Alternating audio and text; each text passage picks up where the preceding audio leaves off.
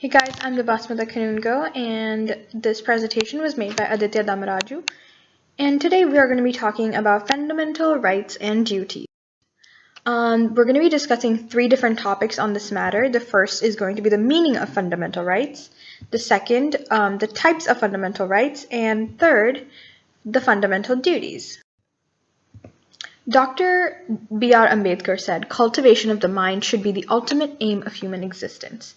This basically means that creating and feeding your mind is important because that is what we essentially need in order to further our existence. So to discuss the first topic, the meaning of fundamental rights, let's get started. What is a fundamental right? So a right is an authority given to a citizen.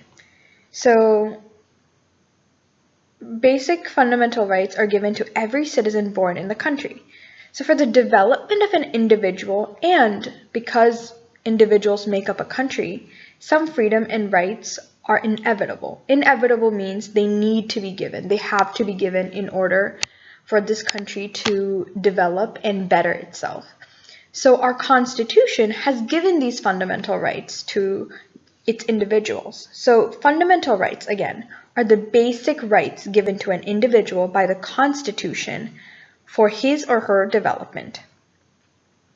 These fundamental rights are also called constitutional rights, and they're very important for social life. So no one can violate these constitutional and fundamental rights because they're protected by the judiciary, which basically means that if someone had to violate these rights, the big lawyers, for the lack of a better word, that defend the country will not be okay with that. They will protect your rights no matter what.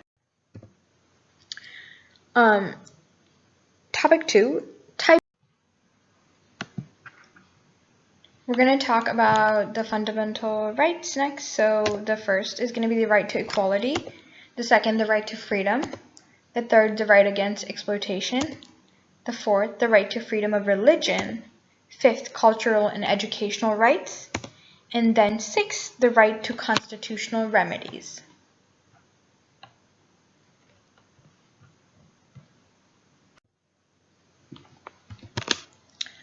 Right to equality. So the right to equality basically says that all are equal before the law and no one is above the law. So it basically says that everyone deserves equal protection no matter what, and the government cannot discriminate based on religion, caste, sect, gender, or place of birth. So everyone, when they stand before the law, are equal, and the government cannot discriminate against them based on religion, caste, sect, gender, or place of birth. The right to freedom is the right to speech and freedom of expression. So basically the right to say whatever you want to say and do whatever you want to do as long as it's not violating anyone else's rights. The right to participate in a peaceful public meeting. The right to establish institutions and associations. The right to travel through the country without any restriction. The right to live in any part of India. And the right to take up any employment, business, or occupation. And freedom cannot be discharged as one likes it, though. It is a fundamental right because the Constitution itself states that the government can impose restrictions on the individual freedom on certain occasions. This basically means that even though the 6 rights of freedom that we listed are allowed, the government can make sure that while you express your right to freedom, you are not hurting anyone else's right to their freedom, which can happen sometimes. So there will be restrictions sometimes. Third, we're going to talk about the right against exploitation.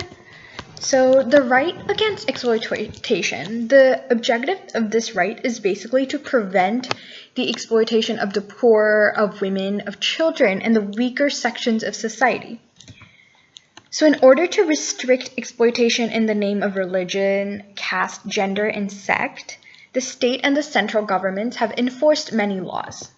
So for example, this is taking dowry is a punishable offense because of the right against exploitation, because when you're taking dowry, you're exploiting the person. Even the practice of bonded labor is prohibited under the right against exploitation.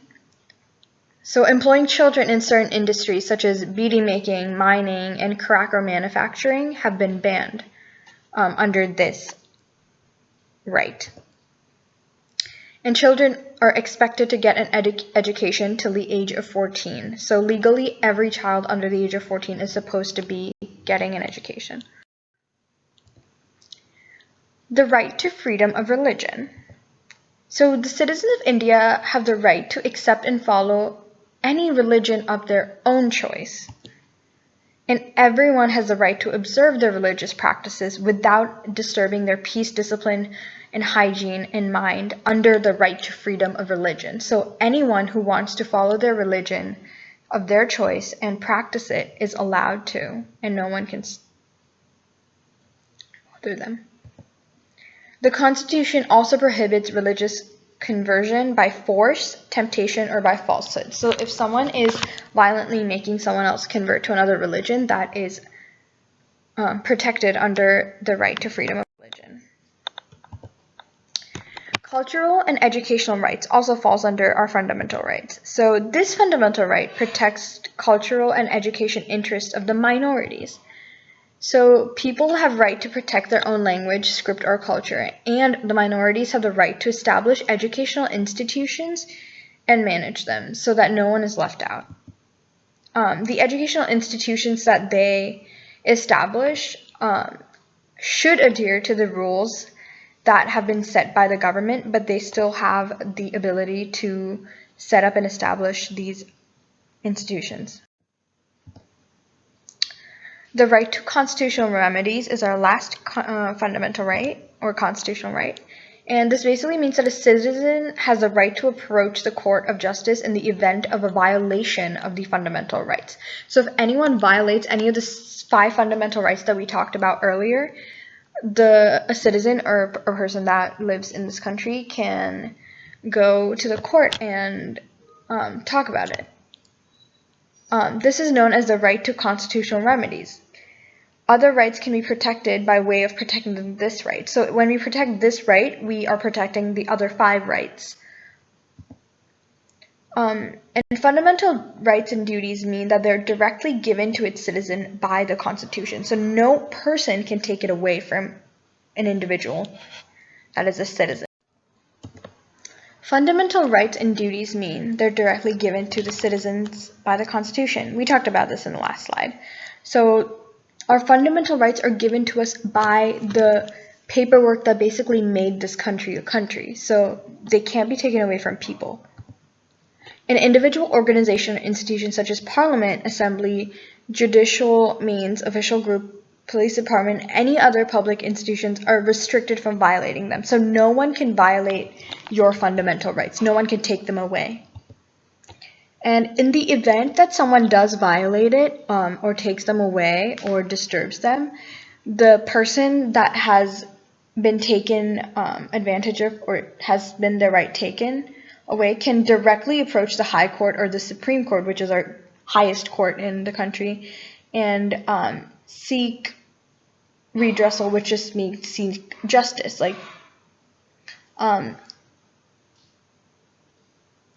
And also they can fill a petition in the State High Court or the Supreme Court of India, which will later be reviewed and looked at. The third topic are fundamental duties. So our fundamental duties are the fundamental duties and rights are the 2 sides of the same coin. So the responsibility of an individual to his country is known as duty. In case the people discharge their fundamental duties with self-motivation, the progress of the country becomes easier.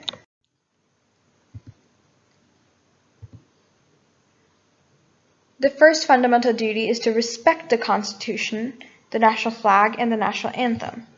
The second, to follow noble ideals that inspired our struggle for freedom. 3, to protect the unity of India. 4, to defend the motherland. And 5, to promote the spirit of common brotherhood amongst all people of India. So, as we're given these fundamental rights, we're also given fundamental duties. And we can perform these duties under those rights. 6, to preserve our rich heritage. 7, to protect and improve the natural environment. 8, to develop the scientific temper and the spirit of inquiry. 9, to safeguard public property and give up the violence. And 10, to strive towards excellence in all spheres of individual and collective activities. Inquire is basically to keep being curious and trying to discover newer and better things to develop the country. And 11, the parents or the guardians should provide an opportunity for education to the children from the ages of 6 to 14. And these are the last 6 of the fundamental duties. We just talked about the first 5 in the previous slide. In case the citizen does not discharge any of the fundamental duties, the government cannot question it in the court of law. Even then, all the citizens are expected to do their duties with some motivation. And that is all. So we went over our fundamental rights and then fundamental duties. There's 11 fundamental duties that we are not required to follow, but encouraged to follow. And if we follow those 11 duties, we help develop the country to be better. And the rights that are given to us by the constitutional, known as the fundamental rights or the constitutional rights, are given to us by the Constitution and cannot be violated no matter what, because they're not given to us by the people. Thank you so much for listening, and I will see you guys in the next video. I hope you guys learned something new, and I look forward to the next one. Bye, guys.